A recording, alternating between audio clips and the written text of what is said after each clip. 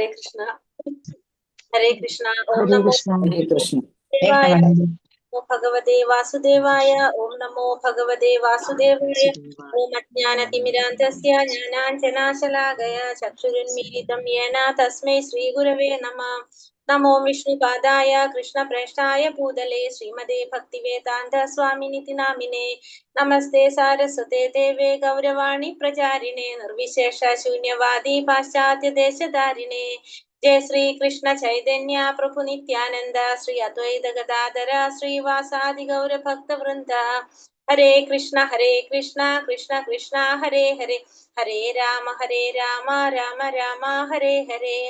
हरे कृष्ण. निगमकल्पतरोर्गलितं फलं सुखमुखामृतद्रव संयुतं पिबत भागवतं रसमालयं मुहुरहो रसिका भुवि भावुकाः. नारायणं नमस्कृत्यं नरं चैव नरोत्तमं देवीं सरस्वतीं व्यासं ततो जयमुदीरयेत्. नष्टप्रायेषु भद्रेषु नित्यं भागवत सेवया भगवते उत्तमश्लोके भक्तिर्भवति नैष्टिकी. कृष्णाय वासुदेवाय देवकी नन्दनाय च नन्दगोपकुमाराय गोविन्दाय नमो नमः. हरे कृष्ण कृष्ण कृष्ण हरे हरे, हरे राम राम राम हरे हरे. ഹരേ കൃഷ്ണ. ശ്രീ ശ്രീ രാധാ ഗോവിന്ദ് ടെമ്പിൾ ഇസ്കോൺ മാംഗ്ലൂരിന്റെ ഭാഗവതം ക്ലാസ്സിലേക്ക് എല്ലാവർക്കും സ്വാഗതം. ഹരേ കൃഷ്ണ. എല്ലാവർക്കും പ്രണാമം. പ്രണാമം മാതാജി. പ്രണാമം മാതാജി. പ്രണാമം. ഇന്ന് നമ്മള് 11ാമത്തെ ശ്ലോകത്തിലേക്ക് കടക്കണം. ഇന്നലെ 10ാമത്തെ ശ്ലോകത്തില് നമ്മൾ എന്താ പറഞ്ഞിട്ടുണ്ടായിരുന്നത്? ഇന്നലെ നമ്മൾ എന്താ പഠിച്ചിട്ടുണ്ടായിരുന്നത്?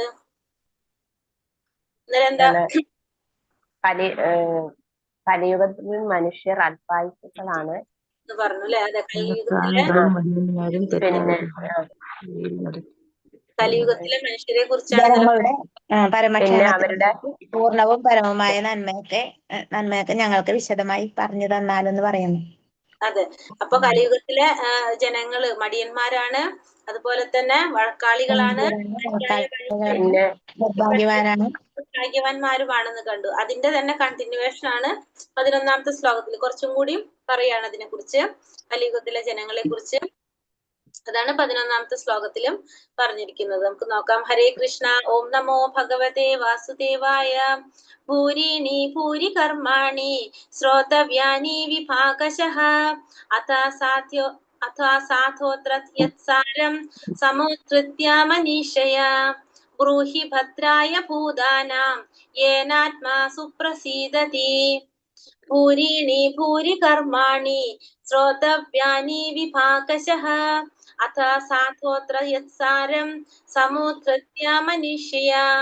ബ്രൂഹി ഭദ്രായ ഭൂതാനാം യേനാത്മാ സുപ്രസീദതി. ഹരേ കൃഷ്ണ. വായിച്ചോളൂ എല്ലാവരും കൂടി. ഭൂരിണി ഭൂരി കർമാണി ശ്രോതവ്യാനി വിഭാഗശഃ അദസാദോത്ര യത്സാരം സമുദ്ധൃത്യ മനീഷയാ. ബ്രൂഹി ഭദ്രായ ഭൂതാനാം യേനാത്മാ സുപ്രസീദതി. ഭൂരിണി ഭൂരി കർമാണി ശ്രോതവ്യാനി വിഭാഗശഃ അദസാഥോത്ര യത്സാരം ഭദ്രായ ഭൂതാനാം യേനാത്മാ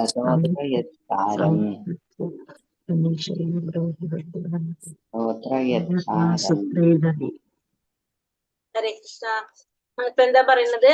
ഭൂരിണി ബഹുവിധങ്ങളായ, ഭൂരി അനേകം, കർമാണി കർമ്മങ്ങൾ, ശ്രോതവ്യാനി അഭ്യസിക്കേണ്ടത്, വിഭാഗശഃ ശ്രദ്ധാവിഷയ വിഭാഗങ്ങളായി, അത ആകയാൽ, സാധോ അല്ലയോ മുനിവര്യ, അത്ര ഇവിടെ, എന്തു തന്നെയായാലും, സാരം സത്ത, സമുദ്ധൃത്യ തിരഞ്ഞെടുത്ത്, മനീഷയ അങ്ങയുടെ ജ്ഞാനത്തിനനുസരിച്ച്, ബ്രൂഹി ദയവായി ഞങ്ങൾക്ക് പറഞ്ഞു തന്നാലും, ഭദ്രായ നന്മയ്ക്കായി, ഭൂതാനാം ജീവാത്മാക്കളുടെ, യേന യാതൊന്നാൽ, ആത്മാവ്, സുപ്രസീദതി പൂർണ്ണ തൃപ്തമാകുക. വിവർത്തനം. ബഹുവിധങ്ങളായ അനവധി വേദശാസ്ത്രങ്ങളിലെല്ലാം നിരവധി നിർദ്ദിഷ്ട കർത്തവ്യങ്ങൾ ഉണ്ടെങ്കിലും വ്യത്യസ്ത ഭാഗങ്ങളായി അനേക വർഷ അഭ്യാസനങ്ങളിലൂടെ മാത്രമേ അവ ഗ്രഹിക്കാൻ സാധ്യമാകുകയുള്ളൂ.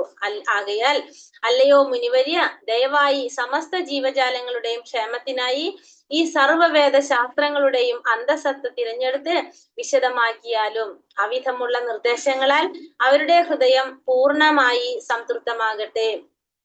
അപ്പോ എന്താ ഇവിടെ പറയുന്നത്? ബഹുവിധങ്ങളായ അനവധി വേദശാസ്ത്രങ്ങളിലെല്ലാം എന്താണ് നിർദ്ദിഷ്ട കർത്തവ്യങ്ങളുണ്ട്. നമുക്കറിയാം വേദശാസ്ത്രങ്ങള്, വേദങ്ങള് എന്ന് പറഞ്ഞാല് എന്താണ് പറഞ്ഞത്? ത്രിഗുണങ്ങളെ കുറിച്ചാണ് അല്ലെ? വേദങ്ങളിലെ അന്തസത്ത എന്ന് പറഞ്ഞ ത്രിഗുണങ്ങളെ കുറിച്ചാണ് പറഞ്ഞിരിക്കുന്നത്. അതില് കുറെ പറയുന്നുണ്ട് അല്ലെ? കർമ്മകാന്ഡം അങ്ങനെ പറഞ്ഞിട്ട് പല കാര്യങ്ങൾ പറയുന്നുണ്ട്. അപ്പൊ ഇങ്ങനെ പല ഭാഗങ്ങളിലായിട്ട് പല എന്താ പറയുക അനേക കാര്യങ്ങൾ പറഞ്ഞിട്ടുണ്ട്. അതില് വ്യത്യസ്ത ഭാഗങ്ങളിലായിട്ട് പറഞ്ഞിട്ടുണ്ടെങ്കിലും നിർദ്ദിഷ്ട കർത്തവ്യങ്ങളൊക്കെ ഉണ്ടെങ്കിലും അത് ഗ്രഹിക്കാനായിട്ട് സാധിക്കുക നമുക്ക് എങ്ങനെയാണ്? കുറേ വർഷങ്ങൾ എടുക്കും നമുക്കത് മനസ്സിലാക്കാനായിട്ട്. ഇതൊക്കെ മനസ്സിലാക്കിയെടുക്കാനായിട്ട് ഇപ്പൊ വേദങ്ങളിൽ പറഞ്ഞ കാര്യം നമുക്ക് പെട്ടെന്നൊന്നും ഗ്രഹിക്കാനായിട്ട് സാധിക്കില്ല. അതിന് തന്നെ നമുക്ക് കുറെ വർഷങ്ങൾ എടുക്കാം, കുറെ സമയം എടുക്കാം. അനവധി വേദശാസ്ത്രങ്ങളിലെല്ലാം നിരവധി നിർദ്ദിഷ്ട കർത്തവ്യങ്ങൾ ഉണ്ടെങ്കിലും വ്യത്യസ്ത ഭാഗങ്ങളിലായി അനേക വർഷ അഭ്യാസനത്തിലൂടെ മാത്രമേ അവ ഗ്രഹിക്കാൻ സാധ്യമാകുകയുള്ളൂ. ആകയാൽ അല്ലയോ മുനിവര്യ, ദയവായി സമസ്ത ജീവജാലങ്ങളുടെയും ക്ഷേമത്തിനായി ഈ സർവ്വ വേദശാസ്ത്രങ്ങളുടെയും അന്തസത്ത തിരഞ്ഞെടുത്ത് വിശദമാക്കിയാലും. അപ്പൊ അതുകൊണ്ട് തന്നെ മുനിവര്യനോട് പറയാണ്, എല്ലാ ജീവജാലങ്ങളുടെയും ക്ഷേമത്തിനായിട്ട് വേദശാസ്ത്രങ്ങളുടെ അന്തസത്ത അത് തെരഞ്ഞെടുത്ത് വിശദമാക്കി തരാനായിട്ട് അവിധമുള്ള നിർദ്ദേശങ്ങളാൽ അവരുടെ ഹൃദയം പൂർണ്ണമായി സംതൃപ്തമാകട്ടെ. അപ്പൊ അത്തരത്തിലുള്ള നിർദ്ദേശങ്ങൾ കൊണ്ട് ഈ ജനങ്ങളുടെ ഹൃദയം പൂർണ്ണമായി സംതൃപ്തമാകട്ടെ എന്ന് ആരോട് പറയാണ് ഇവിടെ? സുതഗോസ്വാമിയോട് ഋഷിമാർ ആവശ്യപ്പെടാണ്. ആത്മാവ് ദ്രവ്യത്തിൽ നിന്നും ഭൗതിക ഘടകങ്ങളിൽ നിന്നും തികച്ചും വ്യത്യസ്തമാണ്. വ്യവസ്ഥാപിതമായി ആത്മാവ് ആത്മീയമായതിനാൽ എത്രത്തോളം ഭൗതിക പദ്ധതികൾ തയ്യാറാക്കിയാലും ആത്മാവ് ഒരിക്കലും പൂർണ്ണമായി സംതൃപ്തനാകുന്നില്ല. ആത്മാവിനെ കുറിച്ച് പറയണം. ആത്മാവ് എങ്ങനെയാണ്? ദ്രവ്യത്തിൽ നിന്നും ഭൗതിക ഘടകങ്ങളിൽ നിന്നും എല്ലാം തികച്ചും വ്യത്യസ്തമായിട്ടുള്ളതാണ് ആത്മാവ്. ആ ആത്മാവ് എത്രത്തോളം ഭൗതിക പദ്ധതികൾ തയ്യാറാക്കിയാലും ആത്മാവിനൊരിക്കലും സംതൃപ്തി ഉണ്ടാകാനായിട്ട് പോകുന്നില്ല. ആത്മാവിന്റെ സംതൃപ്തിയാണ് സർവ്വ വേദശാസ്ത്രങ്ങളുടെയും ആത്മീയ നിർദ്ദേശങ്ങളുടെയും ലക്ഷ്യം. വിവിധ കാലങ്ങളിൽ വിഭിന്ന സ്ഥലങ്ങളിലുള്ള പലവിധങ്ങളായ ജീവസത്തകൾക്കായി വ്യത്യസ്തങ്ങളായ നിരവധി സമീപന രീതികളാണ് ശുപാർശ ചെയ്തിട്ടുള്ളത്. തൽഫലമായി വെളിവാക്കപ്പെട്ട ധർമ്മശാസ്ത്രങ്ങൾ അസംഖ്യങ്ങളാണ്. അനേകങ്ങളായ ഈ ധർമ്മശാസ്ത്രങ്ങളിൽ വ്യത്യസ്തങ്ങളായ മാർഗങ്ങളും നിർദ്ദിഷ്ട കർമ്മങ്ങളും ശുപാർശ ചെയ്തിരിക്കുന്നു. വർണ്ണാശ്രമ വ്യവസ്ഥയിൽ സ്ഥിതി ചെയ്ത് ബഹുവിധങ്ങളായ ഈ അനേക ധർമ്മശാസ്ത്രങ്ങളുടെ പാഠങ്ങളിലൂടെ കടന്നു പോകാനും അവയെ മനസ്സിലാക്കാനും പതിതാത്മാക്കൾക്ക് കലിയുഗത്തിൽ സാധ്യമല്ലാത്തതിനാൽ ഈ സാമാന്യ ജനങ്ങളുടെ പതിതാവസ്ഥയെ മാനിച്ച് നൈമിഷ്യാരണ്യത്തിലെ ഋഷിമാർ സൂതഗോസ്വാമിയോട് അവണ്ണമുള്ള സർവ ധർമ്മശാസ്ത്രങ്ങളുടെയും സാരാംശം വിശദമാക്കി തരുവാൻ അഭ്യർത്ഥിച്ചു. അപ്പൊ ഇവിടെ എന്താ പറയുന്നത്? ആത്മാവ് ദ്രവ്യത്തിൽ നിന്നും ഭൗതിക ഘടകങ്ങളിൽ നിന്നും തികച്ചും വ്യത്യസ്തമായതുകൊണ്ട് തന്നെ എന്തൊക്കെ പദ്ധതികൾ തയ്യാറാക്കിയാലും ഭൗതിക പദ്ധതികൾ തയ്യാറാക്കിയാലും ആത്മാവിനൊരിക്കലും എന്ത് കിട്ടുന്നില്ല? അവിടെ സംതൃപ്തി കിട്ടുന്നില്ല. ആത്മാവിന്റെ സംതൃപ്തിയാണ് എല്ലാ വേദങ്ങളും ശാസ്ത്രങ്ങളൊക്കെ നമുക്ക് എന്തിനാ തന്നിരിക്കുന്നത്? ആത്മസാക്ഷാത്കാരത്തിന് വേണ്ടിയിട്ടുള്ളതാണ് അല്ലെ? എല്ലാ ശാസ്ത്രങ്ങളും വേദങ്ങളും എല്ലാം നമുക്ക് തന്നിരിക്കുന്നത് അതിലൂടെ അത് മനസ്സിലാക്കി നമ്മൾ എന്ത് ചെയ്യാ? ആത്മസാക്ഷാത്കാരം നേടാനായിട്ട് ശ്രമിക്കുക എന്നുള്ളതാണ്. അപ്പൊ എല്ലാത്തിന്റെ ലക്ഷ്യം ആത്മാവിന്റെ സംതൃപ്തിയാണ്. ഈ പറഞ്ഞ വേദങ്ങളുടെയും ശാസ്ത്രങ്ങളുടെയും ഒക്കെ ലക്ഷ്യം തന്നെ. വിവിധ കാലങ്ങളിൽ വിഭിന്ന സ്ഥലങ്ങളിലുള്ള പലവിധങ്ങളായ ജീവസത്തുകൾക്കായി വ്യത്യസ്തങ്ങളായ നിരവധി സമീപന രീതികളാണ് ശുപാർശ ചെയ്തിട്ടുള്ളത്. അപ്പൊ ഓരോ സമയത്തും ഓരോ രീതിയിലാണ് പറഞ്ഞിരിക്കുന്നത്. ഇപ്പൊ നമുക്കറിയാം 4 യുഗങ്ങൾ ഉണ്ട് അല്ലെ? സത്യയുഗം, ത്രേതായുഗം, ദ്വാപരയുഗം, കലിയുഗം. ഇപ്പൊ സത്യയുഗത്തിലും കലിയുഗത്തിനെ ഒക്കെ എടുത്തു കഴിഞ്ഞാൽ എങ്ങനെയാണ്? കലിയുഗത്തിലെ ജനങ്ങൾ ഇപ്പൊ നമ്മൾ പറഞ്ഞു അല്പായുസുകളാണെന്ന് പറഞ്ഞു. അപ്പൊ നമ്മൾ സത്യയുഗത്തിലാണെങ്കിലോ 1,00,000 വർഷമായിരുന്നു അവരുടെ ആയുസ് ഉണ്ടായിരുന്നത്. അപ്പൊ അവർക്ക് അത്രയും സമയം എന്തിനു കിട്ടിയിരുന്നു? എന്ത് പറയുന്ന വെച്ചാൽ നമ്മള് ആത്മസാക്ഷാത്കാരം നേടാനായിട്ട് 1,00,000 വർഷം അവർക്ക് ഉണ്ടായിരുന്നു. അപ്പൊ അതിനനുസരിച്ചുള്ള കാര്യങ്ങളായിരുന്നു സത്യയുഗത്തിൽ പറഞ്ഞത്. സത്യയുഗത്തിൽ എന്താ ചെയ്യാൻ പറഞ്ഞിട്ടുള്ളത്? ശരിക്കും സത്യയുഗത്തിൽ പറഞ്ഞിരുന്ന യജ്ഞം എന്തായിരുന്നു? ഓർമ്മയുണ്ടോ? ഹരേ കൃഷ്ണ.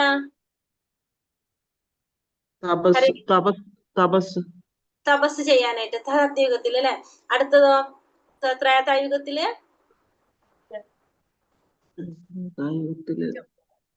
വിഗ്രഹാരാധന, ത്രേതായുഗത്തില് യജ്ഞങ്ങൾ ചെയ്യാൻ ഞങ്ങള് ദ്വാപരയുഗത്തില് വിഗ്രഹാരാധന, കലിയുഗത്തില് കലിയുഗത്തിൽ നാമജപം. അപ്പൊ ഓരോ കാലങ്ങളിലും വിവിധ കാലങ്ങളില് വിഭിന്ന സ്ഥലങ്ങളിലുള്ള പലവിധങ്ങളായ ജീവാത്മാക്കള് അപ്പൊ പലതരത്തിലാണ്. ഓരോ കാലത്തും ഓരോരുത്തരുടെ ആയുസ് വ്യത്യാസമാണ്, ഓരോരുത്തരുടെ സ്വഭാവ രീതിയൊക്കെ. അന്നത്തെ ആളുകൾക്ക് എന്താണ് ഓർമ്മശക്തി ഉള്ളവരായിരുന്നു അല്ലെ. നമ്മളെ കലിയുഗത്തിലെ അവസ്ഥയല്ല അന്നുണ്ടായിരുന്നത്. അപ്പോ അതുകൊണ്ട് തന്നെ ഓരോരുത്തർക്കും പലതരത്തിലുള്ള സമീപന രീതികളാണ് ശുപാർശ ചെയ്യപ്പെട്ടിട്ടുണ്ടായിരുന്നത്. തൽഫലമായി വെളിവാക്കപ്പെട്ട ധർമ്മശാസ്ത്രങ്ങൾ അസംഖ്യങ്ങളാണ്. അനേകങ്ങളായ ഈ ധർമ്മശാസ്ത്രങ്ങളിൽ വ്യത്യസ്തങ്ങളായ മാർഗങ്ങളും നിർദ്ദിഷ്ട കർമ്മങ്ങളും ശുപാർശ ചെയ്തിരിക്കുന്നു. അപ്പൊ ഓരോ സമയത്തും ഓരോ കാലത്തും ഓരോ തരത്തിലുള്ള ആ അന്നത്തെ കാലത്തിനനുസരിച്ച് അന്നത്തെ ജനങ്ങളുടെ അവസ്ഥ അനുസരിച്ചുള്ള ആ സമീപന രീതിയാണ് ഓരോ ഒന്നിലും പറഞ്ഞിരുന്നത്. നിർദ്ദിഷ്ട കർമ്മങ്ങളും വ്യത്യസ്തമായ മാർഗങ്ങളും ഓരോ ധർമ്മശാസ്ത്രങ്ങളില് ശുപാർശ ചെയ്തിട്ടുണ്ടായിരുന്നു. വർണ്ണാശ്രമ വ്യവസ്ഥയിൽ സ്ഥിതി ചെയ്ത് ബഹുവിധങ്ങളായ ഈ അനേകം ധർമ്മശാസ്ത്രങ്ങളുടെ പാഠങ്ങളിലൂടെ കടന്നു പോകാനും അവയെ മനസ്സിലാക്കാനും പതിതാത്മാക്കൾക്ക് കലിയുഗത്തിൽ സാധ്യമല്ലാത്തതിനാൽ ഈ സാമാന്യ ജനങ്ങളുടെ പതിതാവസ്ഥയെ മാനിച്ച് ഋഷിമാർ സൂതഗോസ്വാമിയോട് സാരാംശം വിശദമാക്കി തരാൻ അഭ്യർത്ഥിക്കുകയാണ് ചെയ്തത്. അപ്പോ ഈ കലിയുഗത്തിലെ ജനങ്ങൾക്ക് എന്താണ് ഈ പറഞ്ഞ പോലെ ഈ പലതരത്തിലുള്ള ഈ വ്യവസ്ഥിതിയില് അതില് മനസ്സിലാക്കാനായിട്ട് ഈ ധർമ്മശാസ്ത്രങ്ങള് മനസ്സിലാക്കാനും അതിനെ ആ പാഠങ്ങളിലൂടെ കടന്നു പോകാനും മനസ്സിലാക്കാനും ആർക്ക് സാധിക്കുന്നില്ല? കലിയുഗത്തിലെ ജനങ്ങൾക്ക് സാധിക്കുന്നില്ല. പറഞ്ഞു നമ്മളല്ലേ, കലിയുഗത്തിലെ ജനങ്ങള് മന്ദാസുമന്ത മതയാന്നാ പറഞ്ഞല്ലേ. മന്ദബുദ്ധികളും എന്താ പറഞ്ഞത്, മടിയന്മാരും തെറ്റായ വഴിയിൽ നയിക്കുന്നവരും. അപ്പൊ അതുകൊണ്ട് തന്നെ അവർക്ക് എന്തിനു സാധിക്കില്ല? അവർക്ക് ഇതൊന്നും മനസ്സിലാക്കാനായിട്ട് ശരിയായ രീതിയിൽ ഗ്രഹിക്കാനായിട്ട് സാധിക്കുന്നില്ലാത്തത് കൊണ്ട് ഋഷിമാര് സൂതഗോസ്വാമിയോട് ഇതിന്റെ സാരാംശം വിശദമാക്കി തരാനായിട്ട് അഭ്യർത്ഥിച്ചു. മനുഷ്യനെ ആത്മീയ തലത്തിലേക്ക് ഉയർത്താൻ പ്രാപ്തമായ ഉത്തമ സംസ്ഥാപനമാണ് വർണ്ണാശ്രമ സമൂഹം എന്ന് കരുതപ്പെട്ടിരിക്കുന്നു. അപ്പോ മനുഷ്യന് എന്താ പറഞ്ഞൂടെ, മനുഷ്യന് ആത്മീയ തലത്തിലേക്ക് ഉയർത്താനായിട്ടുള്ള ഒരു ഉത്തമ സംസ്ഥാപനമാണ് എന്ത്? വർണ്ണാശ്രമ സമൂഹം. വർണ്ണങ്ങളും ആശ്രമങ്ങളും. നമ്മൾ ഈ വർണ്ണങ്ങളും ആശ്രമങ്ങളും സൃഷ്ടിച്ചിരിക്കുന്നത് എന്തിനാണ്? ആത്മസാക്ഷാത്കാരം നേടാനായിട്ട്. കാരണം 4 വർണ്ണങ്ങൾ സൃഷ്ടിച്ചു, 4 ആശ്രമങ്ങൾ സൃഷ്ടിച്ചു അല്ലെ. 4 വർണ്ണങ്ങൾ ഏതൊക്കെയായിരുന്നു? 4 വർണ്ണങ്ങള് ക്ഷത്രിയർ, വൈശ്യർ, 4 ആശ്രമങ്ങളും സൃഷ്ടിച്ചു. 4 ആശ്രമങ്ങള് അതാണ് ബ്രഹ്മചര്യം, ഗൃഹഗാർഹസ്ഥ്യം, വാനപ്രസ്ഥം, സന്യാസം. ഇതിന്റെ ഒക്കെ ലക്ഷ്യം എന്താണ്? ഇതിന്റെ ഒക്കെ ലക്ഷ്യം ആത്മസാക്ഷാത്കാരത്തിലേക്ക്, ആത്മാവിന്റെ സംതൃപ്തിയാണ് ഇതിന്റെ എല്ലാത്തിന്റെയും ലക്ഷ്യം. എന്നാൽ കലിയുഗ പ്രഭാവത്തിൽ ഈ വ്യവസ്ഥയുടെ നിയമശാസനങ്ങളെ നടപ്പിലാക്കുക സാധ്യമല്ല. പക്ഷെ കലിയുഗത്തിന്റെ പ്രഭാവം കാരണം കൊണ്ട് ഇത് ശരിയായ രീതിയിൽ നടപ്പാക്കാനായിട്ട് സാധിക്കുന്നില്ല. വർണ്ണാശ്രമ വ്യവസ്ഥിതി നിർദ്ദേശിക്കുന്നത് പോലെ സാമാന്യ ജനങ്ങൾക്ക് അവരുടെ കുടുംബ ബന്ധങ്ങളെ പൂർണ്ണമായും വിച്ഛേദിക്കാൻ സാധ്യമല്ല.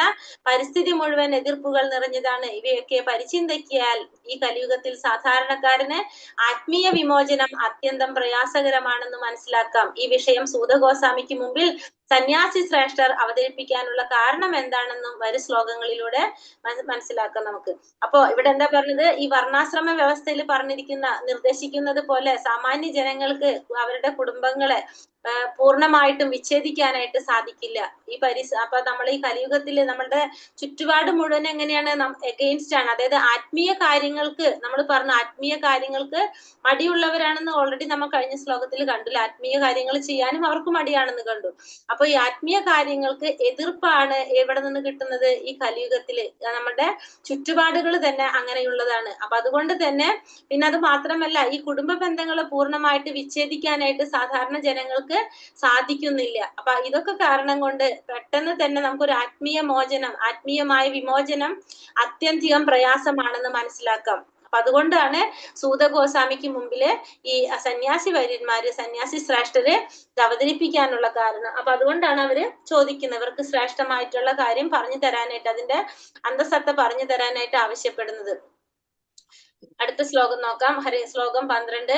സൂത ജാനാസി ഭദ്രം തേ ഭഗവാൻ സാത്വതാം പതിഃ യാം വസുദേവസ്യ ജാതോ യസ്യ ചികീർഷയാ.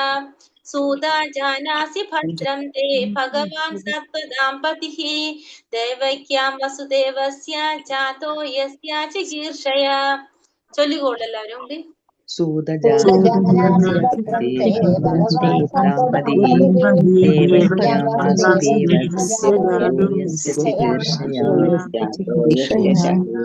ജാനാസി ഭദ്രം തേ ഭഗവാൻ സത്വദാംപതി ദേവക്യം വാസുദേവ ജാതോ യസ്യ ചികീർഷയാ.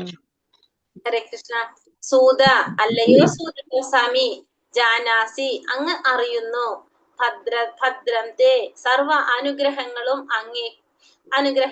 അങ്ങേക്ക് ഭഗവാൻ പരമദിവ്യോത്തമ പുരുഷനായ ഭഗവാൻ സത്വതാം ശുദ്ധഭക്തന്മാരുടെ പതി സംരക്ഷകൻ ദേവകിയുടെ ഗർഭപാത്രത്തിൽ വസുദേവരാൽ ജാതനായി യസ്യ ലക്ഷ്യത്തിനായി ചികീർഷയ നിർവഹിക്കാൻ. എന്താ പറഞ്ഞത്? അല്ലയോ സൂത ഗോസ്വാമി, അങ്ങയ്ക്ക് സർവമംഗളങ്ങളും നേരുന്നു. വസുദേവ തനയനായി പരമദിവ്യോത്തമ പുരുഷനായ ഭഗവാൻ ദേവകി ഗർഭത്തിൽ ആവിർഭവിച്ചതിന്റെ ഉദ്ദേശം താങ്കൾ അറിയുന്നു. അപ്പോ ഇവിടെ പറയാണ് അല്ലെ, ദേവകി പുത്രനായിട്ട് വാസുദേവരുടെ മകനായിട്ട് ദേവകി പുത്രനായിട്ട് താങ്കൾ ആവിർഭവിച്ചതിന്റെ ഉദ്ദേശം അറിയുന്നത് എന്താന്ന് പറഞ്ഞ. അല്ലയോ സൂത ഗോസ്വാമി, അങ്ങയ്ക്ക് സർവമംഗളങ്ങളും നേരുന്നു. വസുദേവ തനയനായി പരമദിവ്യോത്തമ പുരുഷനായ ഭഗവാൻ ദേവകി ഗർഭത്തിൽ ആവിർഭവിച്ചതിന്റെ ഉദ്ദേശം താങ്കൾ അറിയുന്നു. എന്താണ് നോക്ക. ഭഗവാൻ എന്നാൽ എന്താണ്? ധനം, ശക്തി, കീർത്തി എന്നീ സർവ്വതിന്റെയും നിയന്താവായ സർവശക്തനായ ഈശ്വരൻ എന്നർത്ഥം. അപ്പൊ ഭഗവാൻ എന്ന വാക്കിന് ആരാണ് നിർവചനം കൊടുത്തിട്ടുണ്ടായിരുന്നത്? പരാശര മഹർഷി. പരാശര മഹർഷി എന്ന് പറഞ്ഞാല് ആരാണ്? വ്യാസദേവന്റെ അച്ഛനാണ് അല്ലെ. അച്ഛനായിട്ടുള്ള പരാശര മഹർഷി കൊടുത്തിരിക്കുന്ന നിർവചനാണ് ഭഗവാൻ എന്ന് പറഞ്ഞു കഴിഞ്ഞാല് ധനം, ശക്തി, കീർത്തി, സൗന്ദര്യം, ജ്ഞാനം, പരിത്യാഗം, ഇതെല്ലാത്തിന്റെ എന്താ പറയാ ഫുള്ള് ഇത് പൂർണ്ണമായിട്ട് ഉൾക്കൊള്ളുന്ന സർവശക്തനായിട്ടുള്ള ഈശ്വരനാണ് ആര്? ഭഗവാൻ എന്ന് അർത്ഥമാക്കുന്നത്. ഭഗവാൻ ശുദ്ധഭക്തന്മാരുടെ സംരക്ഷകനാകുന്നു. ഭഗവാന് എല്ലാവരോടും സമഭാവനയാണെങ്കിലും സ്വഭക്തന്മാരോട് അദ്ദേഹത്തിന് സവിശേഷമായൊരു ചായ്വുണ്ട്. ഭഗവത്ഗീതയിൽ നമ്മൾ പഠിക്കുന്നുണ്ട് അല്ലെ. ഭഗവാൻ എല്ലാവരോടും ഒരേപോലെയാണ് കാണുന്നത്. പക്ഷെ ഭഗവാന്റെ ഭക്തന്മാരോട് ഒരു ചെറിയതായിട്ട് എന്തുണ്ടെന്ന് പറഞ്ഞ് അവരോട് ചെറിയൊരു ചായ്വുണ്ടെന്ന് ഭഗവത്ഗീതയിൽ നമ്മൾ പഠിക്കുന്നുണ്ട്. അപ്പൊ സത് എന്നാൽ നിരപേക്ഷ സത്യം. സത് എന്ന് പറഞ്ഞാൽ എന്താർത്ഥം? ഭഗവാൻ അല്ലെങ്കിൽ നിരപേക്ഷ സത്യം എന്നാണ് അർത്ഥമാക്കുന്നത്. നിരപേക്ഷ സത്യസേവകരെ, ഭഗവാന്റെ സേവകരെ എന്താ പറയുന്നത്? സാത്വതർ എന്ന അഭിസംബോധന ചെയ്യുന്നു. അപ്പൊ ഭഗവാൻ സത്ത് എന്ന് പറഞ്ഞാൽ നിരപേക്ഷ സത്യം, അതായത് ഭഗവാനാണ് അർത്ഥമാക്കുന്നത്. ആ ഭഗവാന്റെ സേവകരെ അല്ലെങ്കിൽ നിരപേക്ഷ സേവകരെ സാത്വതർ എന്ന് അഭിസംബോധന ചെയ്യുന്നു. അത്തരം ശുദ്ധഭക്ത സംരക്ഷകനായ ഭഗവാൻ സാത്വത സംരക്ഷകൻ എന്നും പേരിലറിയപ്പെടുന്നു. അപ്പൊ ഭഗവാന്റെ സേവകന്മാരെ നമ്മൾ എന്താ പറയുന്നത്? സാത്വതർ എന്ന് പറയുന്നത്. ആ സാത്വതർ എന്ന് പറയുന്ന സാത്വതരെ സംരക്ഷിക്കുന്ന അവരുടെ സംരക്ഷകനാണ് ആര്? ഭഗവാൻ. ആ ഭഗവാന് സാത്വത സംരക്ഷകൻ എന്നും അറിയപ്പെടുന്നു. ഭദ്രം തേ അഥവാ സർവമംഗളങ്ങളും അങ്ങേക്ക് ഭവിക്കട്ടെ എന്ന് സന്യാസി ശ്രേഷ്ഠൻ സംബോധന ചെയ്തതിൽ പ്രഭാഷകനിൽ നിന്നും നിരപേക്ഷ സത്യത്തെ സംബന്ധിച്ചറിയാനുള്ള ഉത്കണ്ഠ വ്യക്തമാകുന്നു. അപ്പോ ഇവിടെ എന്താ പറഞ്ഞത്? സർവമംഗളങ്ങളും അങ്ങേക്ക് ഭവിക്കട്ടെ എന്ന് സൂത ഗോസ്വാമിയോട് പറയാണ് സന്യാസി ശ്രേഷ്ഠന്മാര്. അങ്ങനെ സംബോധന ചെയ്തത് എന്തിനു വേണ്ടിയിട്ടാണ്? നിരപേക്ഷ സത്യത്തെ കുറിച്ച്, അതായത് ഭഗവാനെ കുറിച്ച് അറിയാനുള്ള ആ ഉത്കണ്ഠയാണ് അവരെ കൊണ്ട് അങ്ങനെ പറയിപ്പിക്കുന്നത്. പരമദിവ്യോത്തമ പുരുഷനായ ഭഗവാൻ ശ്രീകൃഷ്ണൻ വസുദേവ പത്നിയായ ദേവകിയിൽ അവതരിച്ചു. പരമപുരുഷന്റെ ആവിർഭാവം സംഭവിക്കുന്ന അതീന്ദ്രിയാവസ്ഥയുടെ പ്രതിരൂപമാകുന്നു വസുദേവർ. അപ്പൊ പരമദിവ്യോത്തമ പുരുഷനായ ഭഗവാൻ ശ്രീകൃഷ്ണൻ എവിടെയാണ് അവതരിച്ചത്? ദേവകിയുടെ മകനായിട്ട് ദേവകി ഗർഭത്തില് അവതരിക്കുകയാണ് ചെയ്യുന്നത്. ആ പരമപുരുഷന്റെ ആവിർഭാവം സംഭവിക്കുന്ന അതീന്ദ്രിയാവസ്ഥയുടെ പ്രതിരൂപമാണ് ആര്? വസുദേവർ. ശ്ലോകം 13. തന്നെ ശുശ്രൂഷമാണാനാർ അഹർ ഒരു മിനിറ്റ് തന്നെ വർണ്ണിതും യസ്യാവതാരഭൂതാനാം ക്ഷേമായ ച ഭവായ ച തന്നെ ശുശ്രൂഷമാണാനാർ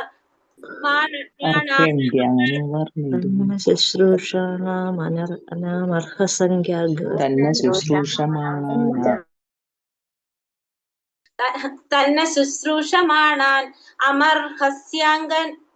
ഹസ്യാങ്കാനുവർണിതും യസ്യാവതാരഭൂതാനാം ക്ഷേമായ ച ഭവായ ച.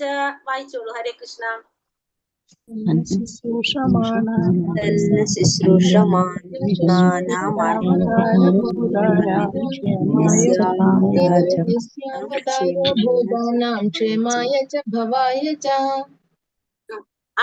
തന്ന ശുശ്രൂഷമാണാനാം അമർഹസ്യാങ്കാനുവർണിതും യസ്യാവതാരഭൂതാനാം ക്ഷേമായ ച ഭവായ ച. എന്താ പറയുന്നതില് തത് ആ ന നമുക്ക് ശുശ്രൂഷമാണാനാം പ്രയത്നിക്കുന്നവൻ അർഹസി അർഹിക്കുന്നു അംഗ അല്ലയോ സൂത ഗോസ്വാമി അനുവർണിതും പൂർവ ആചാര്യന്മാരുടെ കാലടികളെ പിന്തുടർന്ന് വിശദമാക്കുക. യസ്യ ആരുടെ അവതാരം ഭൂതാനാം ജീവാത്മാക്കളുടെ ക്ഷേമത്തിനായി ച ഭവായ ഉദ്ധതമാക്കാൻ ച എന്ന് പറഞ്ഞാല് എന്നാണ് പറയുന്നത്. അല്ലയോ സൂതഗോസ്വാമി പരമദിവ്യോത്തമ പുരുഷനെയും അദ്ദേഹത്തിന്റെ അവതാരങ്ങളെയും കുറിച്ചറിയാൻ ഞങ്ങൾ ആകാംക്ഷാഭരിതരാണ്. ശ്രവണ കീർത്തനങ്ങളാൽ ഒരാളെ ഉത്തമാക്കുന്ന പൂർവ ആചാര്യന്മാർ പകർന്നു തന്ന ആ നിർദ്ദേശങ്ങളെ ഞങ്ങൾക്ക് ദയവായി വിശദീകരിച്ചു തന്നാലും. അപ്പൊ ഇതിനു മുന്നത്തിൽ എന്താ ചോദിച്ചത്? സന്യാസിമാര് എന്തിനെ കുറിച്ച് അറിയണം എന്നാ പറഞ്ഞത്? വാസുദേവസുതനായി എന്ന് പറഞ്ഞു അല്ലെ. വാസുദേവസുതനായ ദേവകി പുത്രനായിട്ടുള്ള ഭഗവാനെ കുറിച്ച് അറിയാനായിട്ട് പറഞ്ഞു. ഇവിടെ എന്താ പറഞ്ഞത്? ഭഗവാന്റെ അവതാരങ്ങളെ കുറിച്ച് അറിയാനായിട്ട് ഞങ്ങള് ആകാംക്ഷാഭരിതരാണെന്ന് പറഞ്ഞു അല്ലെ. പരമദിവ്യോത്തമ പുരുഷനെയും അദ്ദേഹത്തിന്റെ അവതാരങ്ങളെയും കുറിച്ചറിയാൻ ഞങ്ങൾ ആകാംക്ഷാഭരിതരാണ്. ശ്രവണ കീർത്തനങ്ങളാൽ ഒരാളെ ഉത്തമാക്കുന്ന പൂർവ ആചാര്യന്മാർ പകർന്നു തന്ന ആ നിർദ്ദേശങ്ങളെ ഞങ്ങൾക്ക് ദയവായി വിശദീകരിച്ചു തന്നാലും എന്ന് ഋഷിമാര് സൂതഗോസ്വാമിയോട് അഭ്യർത്ഥിക്കാണ്. നിരപേക്ഷ സത്യത്തിന്റെ അതീന്ദ്രിയ സന്ദേശ ശ്രവണത്തിനായുള്ള വ്യവസ്ഥകളെ ഇവിടെ പ്രതിപാദിക്കുന്നു. നിരപേക്ഷ സത്യത്തിന്റെ അതീന്ദ്രിയ സന്ദേശ ശ്രവണത്തിനായിട്ടുള്ള വ്യവസ്ഥകളെയാണ് ഇവിടെ പറയുന്നത്. ആദ്യമായി എന്താണ് പറയുന്നത്? ശ്രോതാവ് എങ്ങനെയായിരിക്കണം? ശ്രോതാവ് ആത്മാർത്ഥതയും ശ്രവണ വ്യഗ്രതയും ഉള്ളവനായിരിക്കണം. അപ്പൊ ശ്രോതാവിന് എന്താ വേണ്ടത്? ആത്മാർത്ഥത ഉണ്ടാവണം, ശ്രവണ വ്യഗ്രതയും ഉള്ളവനായിരിക്കണം. നമുക്കത് അറിയാനുള്ള ഒരു ആഗ്രഹം നമ്മള് ഉള്ളില് ഉണ്ടായിരിക്കണം.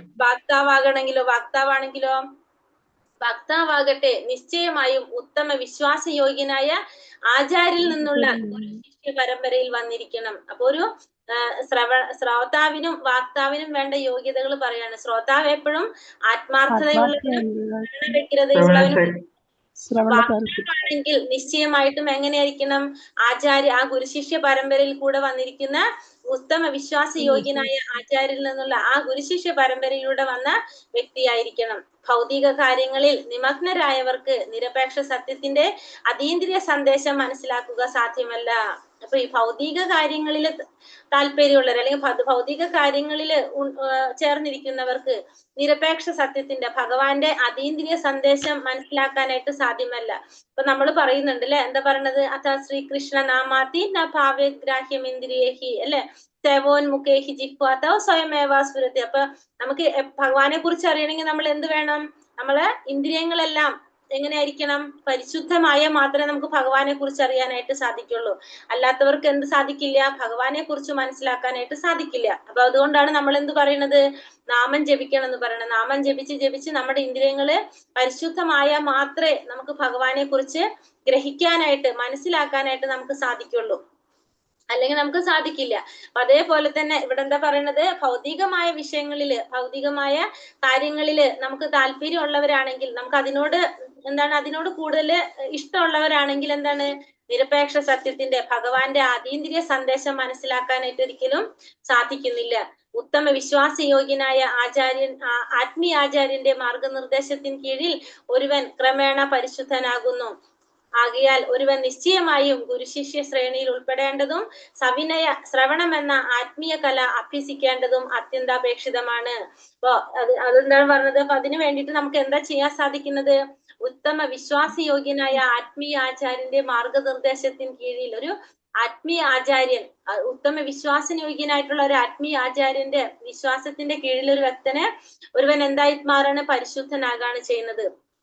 നാരദ മഹർഷിയുടെ സാന്നിധ്യം കൊണ്ട് രത്നാകരൻ പരിശുദ്ധനായ പോലെ, അതേപോലെ തന്നെ നാരദ മഹർഷി എന്താണ് 4 സന്യാസിമാരുടെ അനുഗ്രഹം കൊണ്ട്, അവരുടെ എന്താ പറയാ സത്സംഗം കൊണ്ടാണ് നാരദ മഹർഷി ആകുന്നത് അല്ലെ. അപ്പൊ അതേപോലെ തന്നെ ഒരു പരിശുദ്ധ ഭക്തനാകണമെങ്കിൽ എന്ത് വേണം? ഒരു ആത്മീയ ആചാര്യന്റെ മാർഗനിർദ്ദേശം പിന്തുടരുക. അതിലൂടെ മാത്രമാണ് നമുക്ക് പരിശുദ്ധമാകാനായിട്ട് സാധിക്കുന്നത്. അതുകൊണ്ട് തന്നെ ഒരു വ്യക്തി എന്തായിരിക്കണം? നിശ്ചയമായിട്ടും ഗുരു ശിഷ്യ ശ്രേണിയിൽ ഉൾപ്പെടേണ്ടതും അതുപോലെ തന്നെ ആത്മീയ കല അഭ്യസിക്കേണ്ടതും അത്യാവശ്യമാണ്, അത്യന്താപേക്ഷിതമാണ്, ഒഴിച്ചുകൂടാൻ പറ്റാത്തൊരു കാര്യമായിട്ടാണ് പറയുന്നത്. ഗുരുശിഷ്യ ശ്രേണിയിൽ ഉൾപ്പെടേണ്ടത് അത്യാവശ്യമാണ്. ശ്രീല സൂത ഗോസ്വാമി വ്യാസദേവ പരമ്പരയിൽ ഉൾപ്പെടുന്നതിനാലും നൈമിഷ്യാരണ്യത്തിലെ ഋഷിമാരെല്ലാം തന്നെ പരമസത്യത്തെ അറിയാൻ ഉത്സുകരായ ആത്മാർത്ഥതയുള്ള ആത്മാക്കളാകയാലും സൂത ഗോസ്വാമിയും നൈമിഷ്യാരണ്യത്തിലെ സമസ്ത ഋഷിമാരും ഈ വ്യവസ്ഥകളൊക്കെ സഫലീകരിക്കുന്നു. അപ്പൊ സൂത ഗോസ്വാമി ആരാണ്? വ്യാസദേവന്റെ ആരാണ് സൂത ഗോസ്വാമി? ഹരേ കൃഷ്ണ. വാസുദേവന്റെ പുത്രൻ. വാസുദേവന്റെ പുത്രനല്ല, പുത്രനല്ലേ? പിന്നെ ആരാണ്?